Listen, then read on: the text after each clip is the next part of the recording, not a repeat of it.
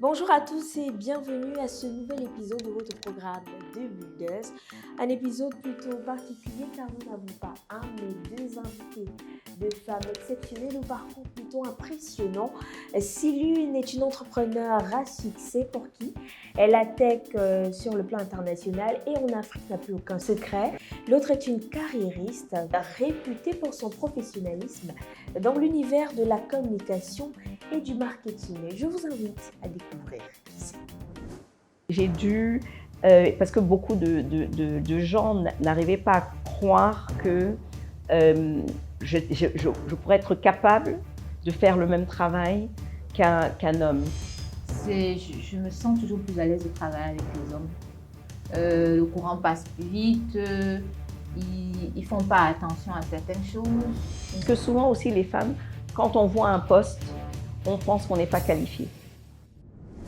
Je m'appelle Rebecca Elanchon, je suis camerounaise d'origine, je suis née à Yaoundé, je suis chef d'entreprise, entrepreneur tech. Depuis plus de 23 ans, j'ai mon entreprise qui s'appelle Abstech. Je suis aussi très active dans des organisations qui soutiennent l'entrepreneuriat technologique en Afrique. Je suis Mireille Esso, comme vous l'avez dit, Ghislaine Mireille Esso précisément. Je suis une jeune dame de 41 ans. Je sais que je ne les fais pas, mais c'est mon âge. Je suis mère de 3 enfants. Je suis directeur stratégie et développement ici chez MWDDB depuis octobre 2017. Donc ça va faire 5 ans cette année.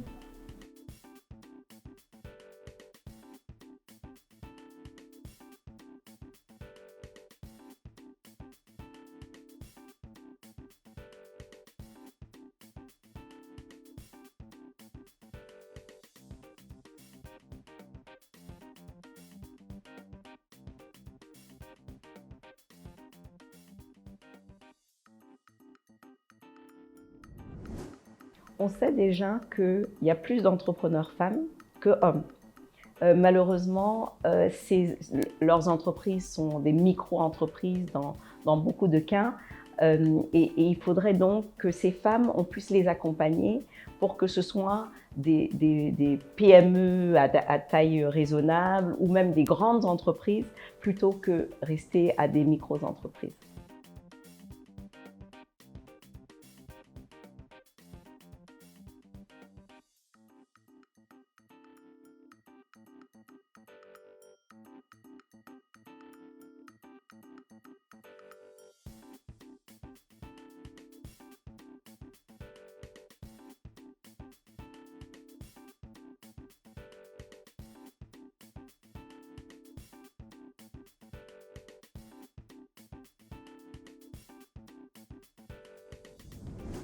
Mais disons que cet accompagnement, c'est pour moi souvent une excuse.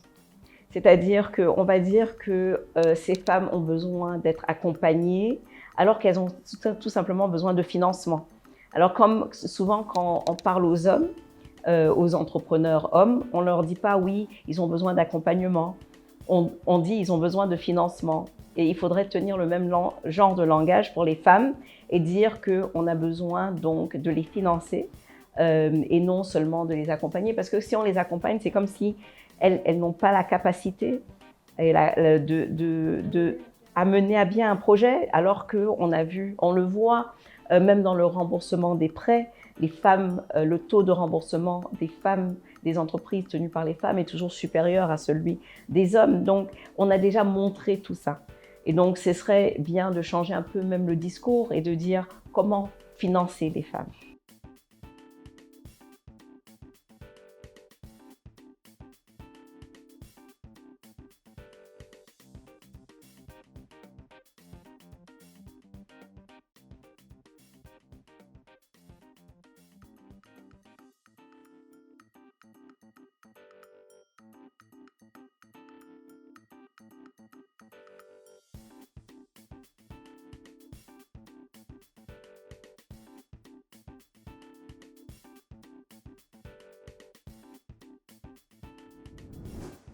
Donc, j'ai eu énormément de challenges parce que moi, j'ai commencé aux États-Unis, mon entreprise, en 1999.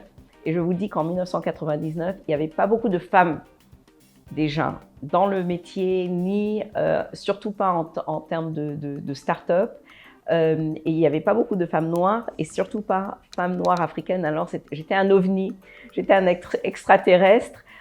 Et donc j'ai dû, parce que beaucoup de gens n'arrivaient pas à croire que je pourrais être capable de faire le même travail qu'un homme, et surtout un homme blanc. Et donc, j'ai dû monter mon entreprise et mettre le produit à l'avant et me cacher presque derrière jusqu'à ce que ça éclore et qu'on commence à parler de l'histoire d'Abstec, de la croissance d'Abstec qui sur juste 2 années, en 2 ans, est allé d'un bureau à 7 bureaux sur 3 continents, des clients dans plus de 50 pays, des dizaines de millions de dollars en chiffre d'affaires. Et à un moment donné, les gens voulaient savoir qui est derrière. Et donc, c'est comme ça qu'on a commencé à me connaître. Mais si on m'avait connue avant, ce n'est pas sûr. Je dis toujours que ma carte de visite n'avait pas de titre dessus. Parce que de toute façon, on n'allait jamais croire que j'étais CEO. Et donc, je pouvais être ingénieur ou commercial ou changer en fait de casquette selon l'entretien ou selon les circonstances. C'est pas quelque chose, c'est pas une chose à laquelle moi j'ai été familière parce que autour de moi, toutes les personnes, les femmes que j'ai connues, c'était des femmes qui bossaient. À commencer par ma mère. Ma mère, elle allait au travail, donc elle alliait le travail et la vie de famille. C'est vrai qu'elle était fonctionnaire, pas comme moi qui suis dans le privé aujourd'hui. Donc, elle était fonctionnaire et elle rentrait un peu plus tôt à la maison. Autour de ça, à côté de ça, j'ai mes sœurs qui travaillent également, qui s'occupent de leurs enfants elles-mêmes parce qu'elles ne sont pas mariées. Donc, elles s'occupent de leurs enfants elles-mêmes.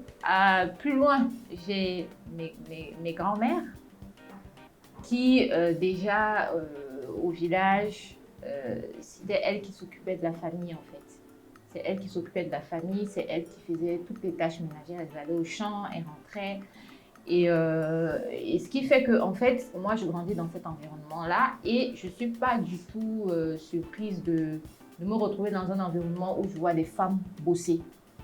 Je dirais que au Cameroun, moi je ne vais pas parler d'autres pays. Au Cameroun, moi je pense qu'on ne fait pas vraiment ce qu'on appelle de la discrimination. Je ne pense pas. Ça c'est vraiment mon avis parce que peut-être que c'est de par mon expérience, mais je rencontre des femmes à différents postes. J'ai travaillé chez MTN pendant 5 ans. Et quand je partais de MTN, déjà ils avaient toute une politique pour justement l'égalité, voilà. Donc ce qui fait que à l'Exco, comité exécutif, il y avait, je crois, une moitié de femmes et une moitié d'hommes quand je partais. Au départ, c'était pas ça, mais après ça a évolué. Et je pense qu'on a eu beaucoup de bonnes performances sous la direction des femmes. Et j'arrive ici aussi, comme je vous ai dit tout à l'heure, mon chef, c'est une femme. C'est elle qui dirige l'agence et ça fait plusieurs années. Et la personne, le owner, la personne à qui appartient l'agence, c'est une femme aussi. C'est vrai qu'après, il y a eu des accords, mais c'est une femme qui a créé cette agence.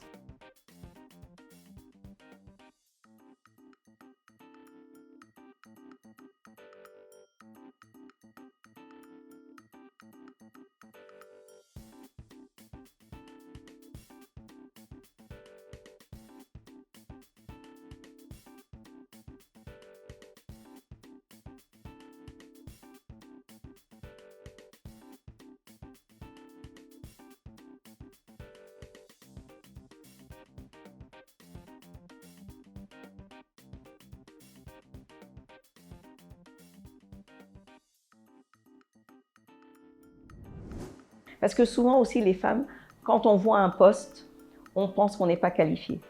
Et donc, on ne va pas soumissionner, on ne va pas essayer d'essayer d'avoir ce poste parce qu'on a l'impression que oui, il y a une liste de 10 choses et sur la liste des 10 choses, j'en ai que 9. Alors que l'homme, s'il a 3, il va dire « Ah, je vais essayer ». Et donc, vraiment, souvent, il faut que nous, on aille tirer nos sœurs et leur dire que tu es capable de faire ce travail. Et je veux que tu viennes faire ce travail. Et je n'ai eu que du bonheur. Je n'ai eu que du bonheur en encourageant ces femmes, en travaillant avec les femmes et en voyant leurs capacités. Je crois que les femmes évitent certains métiers. Les femmes évitent peut-être certains métiers parce qu'on a un département créatif et le département créatif, c'est des infographistes. Et sur 8 personnes, 8 infographistes, on n'a qu'une fille.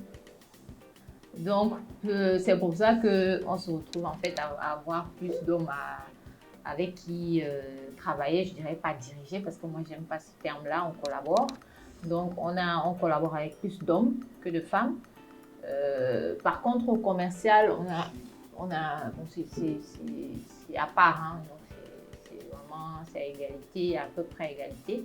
Mais au commercial, on a plus de femmes parce que si je me compte aussi dans le commercial, ça fait qu'on a un peu plus de femmes que d'hommes. Si je peux recruter plus de femmes, je le fais. Je le fais pas seulement au sein d'Abstec, mais dans toutes les entreprises où j'ai un rôle. Oui, j'essaye de faire à ce qu'on recrute des femmes. Parce que souvent, ce n'est pas parce que les femmes ne sont pas capables, c'est parce qu'on n'a pas pensé. C'est-à-dire que les gens, c'est pas méchant, c'est pas qu'ils ont quelque chose contre les femmes, c'est qu'ils n'ont pas pensé aux femmes. Et que souvent, ils ne vont pas à la recherche des femmes. Je me sens toujours plus à l'aise de travailler avec les hommes. Le courant passe plus vite, ils ne font pas attention à certaines choses, ils ne se limitent pas ils ne s'arrêtent pas sur certains détails, ils n'ont pas de problème de personne.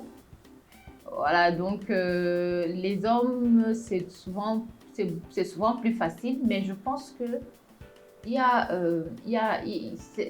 a par moment, moi, c'était pas quelque chose de direct, c'était pas quelque chose que moi j'ai vécu directement, mais c'est quelque chose que j'ai quand même vu autour de moi. C'est ce machisme-là qui demeure quand même et que certaines personnes réclament d'une certaine façon. C'est-à-dire que quand on va lui dire quelque chose, il va se braquer, mais vous savez bien qu'il se braque parce qu'il sait que c'est une femme qui est en face de lui, qui est en train de lui parler, donc il y a un rapport de force. Et du coup, comme je dis encore, c'était pas directement à moi parce que tout dépend en fait de la façon dont vous abordez les gens, que ce soit des hommes, que ce soit des femmes. Ça dépend vraiment de la façon dont vous abordez les femmes. Et on nous apprend ça dans les séminaires de management, de leadership et tout ça. C'est vraiment savoir comment est-ce que vous vous adressez aux gens, savoir comment est-ce qu'il faut toujours connaître un peu la psychologie des gens. Donc je pense que la femme est un peu plus humaine. La femme est un peu plus humaine dans sa gestion. C'est pas les émotions. Moi, je vois les hommes crier, machin, ils s'énervent. Ça, c'est l'émotion. Ils vont commencer à attaquer. Et je pense que la petite différence, c'est qu'on est certainement un peu plus humain dans notre approche que les hommes. Mais à la fin, on est des gestionnaires, tout comme les hommes, et on devrait être respecté en tant que tel. Ouais, même si on apporte justement cet humanisme. C'est pas comme si il faut avoir une façon différente de manager les hommes et une façon différente de manager les femmes, non. C'est juste avoir une manière de manager en respectant l'autre et en essayant de ne pas heurter les sensibilités des personnes. C'est vraiment juste le respect parce que c'est le monde professionnel. Moi, j'ai mes collègues hommes, tous mes collègues hommes. Je suis peut-être leur aîné, mais ils s'amusent à me taquiner. Quand j'arrive, ils vont me taquiner. Ce qui fait que, et moi, je ne me braque pas. Et ce qui fait que, bon, ça détend l'atmosphère. Et quand vous venez avec une requête ou une demande, l'atmosphère est déjà tout de suite détendue. Donc, vous faites passer votre requête facilement. Mais ça n'empêche pas qu'il y a des frictions par moment. Il y a des frictions. Mais les frictions n'ont rien à voir avec le fait que tu es une femme, je suis un homme. Je pense que le symbole est important. Et donc, le plus, comme je disais tout à l'heure, le plus on voit des femmes dans des positions de réelle responsabilité, pas un poste qui a été créé pour qu'on dise qu'on a mis des femmes, c'est-à-dire qui est vraiment décideur. Et le plus on en voit, le plus ça améliore la société. Et on en voit maintenant, on voit des banques qui sont dirigées par des femmes, les telcos, on a eu à un moment donné les deux opérateurs qui étaient dirigés par des femmes africaines en plus. Donc je pense que toutes ces choses-là sont importantes pour que la jeunesse puisse se reconnaître et voir que des femmes puissent diriger. Et ça s'améliore. C'est trop lent, c'est bien trop lent, tout simplement parce qu'on n'arrête pas d'attribuer aux femmes des postes qui sont féminins. Comme souvent on crée un poste de vice-président quelque part, tu vois, et puis pour qu'on mette la femme. Pourquoi on ne dit pas que... Oui, qu'on n'a pas l'équilibre, mais en fait, cette personne n'a aucun pouvoir. Et même dans le gouvernement, si on regarde, on a trop peu de femmes qui ont des postes, qui ont des départements ministériels vraiment critiques, importants. En dehors du numérique, bon, on a d'autres ministres, mais je vais dire que lorsqu'on voit des ministres de la Défense, ministres de l'Économie, quand on commence à voir le ministre des Finances, quand on commence à voir des femmes dans ces postes, on va commencer à voir des changements qui vont être dans le reste de la société, parce qu'on va commencer à juger les femmes par leur travail. Est-ce qu'elle a bien fait son travail et pas par oui, bon, on a quand même mis une femme là-bas, donc on va la laisser faire. Non, on va commencer à critiquer la femme qu'on critique les hommes. Et ça va être sur leur rendu et non sur leur genre. Si Rebecca Enochon et Mireille Esso n'ont pas eu les mêmes challenges durant leur parcours, elles s'accordent tout de même sur le fait qu'il est difficile de concilier réussite professionnelle et vie privée. Il ne faut pas s'attendre à réussir partout. Il faut pas, je pense que quand on cherche la perfection partout, on n'y arrive pas et on se décourage. On a l'impression que moi je suis pas, moi c'est les autres femmes, elles réussissent, moi je ne sais pas comment elles font, moi j'y arrive pas, parce qu'il ne faut pas essayer d'être parfait. Parce que si... La vie parfaite. Ah ouais, y a pas, ça n'existe pas. Faire tout, on peut, mais faire tout parfaitement, on ne peut pas. Il ne faut pas qu'on se mette cette pression pour être parfaite partout, ce n'est pas possible. Je pense qu'en toute chose, il faut savoir faire des équilibres. Il faut savoir faire des équilibres, mais je suis d'accord avec elle qu'on ne peut pas tout avoir. Et on ne peut pas tout avoir comme on veut l'avoir, en fait. Par exemple, il y a une facture à payer et que vous voyez déjà la date de la facture approcher et que vous dites, bon, il faut qu'on paye telle facture, et que vous voyez un jour passer, 2 jours passer, 3 jours passer, c'est pas fait, vous avez envie de le faire. Vous le faites en fait parce que vous vous dites que... Et ça, c'est des réflexes que j'acquiers, par exemple, dans le monde professionnel, parce que quand il y a des délais, il faut pouvoir les tenir. Et je transpose ça dans la vie privée. Et en face, vous avez quelqu'un qui pense que vous voulez prendre les devants. Vous voyez, donc, du coup, ça ne fait pas toujours bon ménage, en fait. Ça ne fait pas toujours bon ménage. Il faut vraiment avoir quelqu'un qui a beaucoup de hauteur et quelqu'un qui est assez mature pour comprendre et passer outre certaines choses, parce qu'on n'est pas des personnes parfaites non plus. Moi, j'aimerais juste demander aux jeunes filles de se créer des modèles, de se fixer des objectifs et d'essayer de les atteindre. Je parle de créer d'avoir des modèles. Je parle d'avoir des modèles parce qu'on sait un peu comment notre société est aujourd'hui avec l'avènement des réseaux sociaux et tout, et ce qui font émerger de nouveaux modèles. que moi je qualifie de modèle de facilité, je ne vais citer personne, je ne veux même indexer personne, parce que je pense que ces personnes-là qui sont sur les réseaux sociaux, c'est pas leur rôle d'éduquer nos enfants. C'est pas leur rôle, c'est à nous d'éduquer nos enfants. Maintenant, quand un enfant se retrouve sur les réseaux sociaux, ça doit être une distraction pour lui. Donc, je dirais aux jeunes filles, aux jeunes femmes que you can do it. Que it's in you. C'est vraiment en nous de faire ce qu'on veut faire. C'est-à-dire, et ça ne veut pas dire que tout le monde doit avoir les mêmes ambitions.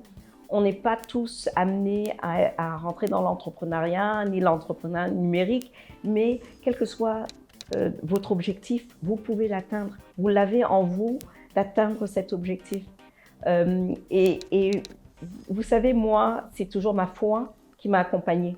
C'est-à-dire que quand c'est fort, quand c'est difficile, je dis Seigneur, je te demande le soutien. Et je veux dire que mon grand, donc le Seigneur, il est plus grand que tous les grands. Donc je n'ai pas besoin de quelqu'un d'autre pour me dire que je suis capable lorsque j'ai un soutien tel que celui-là.